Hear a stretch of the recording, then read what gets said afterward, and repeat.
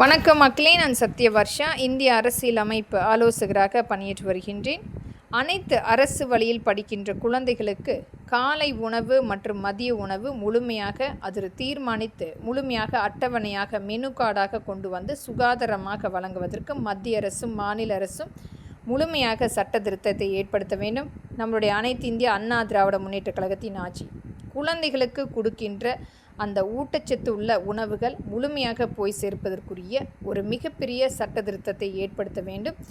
திங்கட்கிழமை தோசை, இட்லி, அதற்குரிய சட்னி, சாம்பார், ஒரு முட்டை வழங்குவதற்கும் மதிய உணவு சாதம், சாம்பார், ரசம், பொரியல், தயிர் அனைத்துமே முழுமையாக குழந்தைகளுக்கு கிடைப்பதற்கும் ஒரு முட்டை வழங்குவதற்கும் அங்கீகாரம் அளிக்க வேண்டும். செவ்வாய்க்கிழமை பூரி மற்றும் உருளைக்கிழங்கு குருமா, ஒரு முட்டை வழங்குவதற்கும் மதிய உணவு சாதம், சாம்பார், ரசம், பொரியல், தயிர், ஒரு முட்டை வழங்குவதற்கும் அங்கீகாரம் அளிக்க வேண்டும். புதன்கிழமை புட்டு மற்றும் கடலைக்கறி, ஒரு முட்டை வழங்குவதற்கு அங்கீகாரம் மற்றும் மதிய உணவு அசைவ உணவு சார்ந்த உணவுகளை பரிமாறுவதற்கும் அங்கீகாரம் அளிக்க வேண்டும். வியாழக்கிழமை அடதோசை மற்றும் சாம்பார், சட்னி மற்றும் மதிய உணவு முழுமையாக சாதம், சாம்பார், ரசம், பொரியல், தயிர், ஒரு முட்டை வழங்குவதற்கு அங்கீகாரம் அளிக்க வேண்டும்.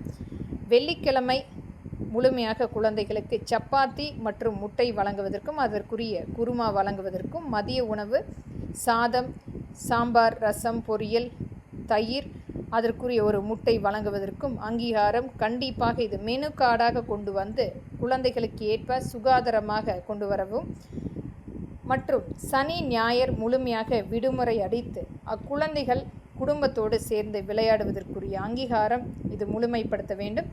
குழந்தைகளுக்கு ஏற்ப காலை 11 மணிக்கு அவர்களுக்கு ஏற்ப கேன்டீன், அரசினுடைய கேன்டீன் அங்கு கொண்டு வந்து சேர்க்கப்பட வேண்டும். இது முழுமையாக குழந்தைகளுக்கு ஒவ்வொரு நாளுமே ஒரு கேக் மற்றும் அதற்குரிய பப்ஸ் வழங்குவதற்குரிய ஒரு சான்றிதழ் அளிக்க வேண்டும். இன்றைக்கும் எத்தனையோ குழந்தைகள் அவர்கள் ஆசைப்படுகின்ற அனைத்துமே எதுவும் வாங்கி கொடுக்க முடியாமல் எத்தனையோ பெற்றோர்கள் இன்றைக்கு ஒரு பொருளாதார ஒரு மிகப்பெரிய அளவில் விலையேற்றின் காரணமாக இருக்கக்கூடிய குழந்தைகளுக்கு இது மிகப்பெரிய ஒரு மாற்றத்துக்குரிய வாய்ப்பாக ஏற்படுத்தப்படும்.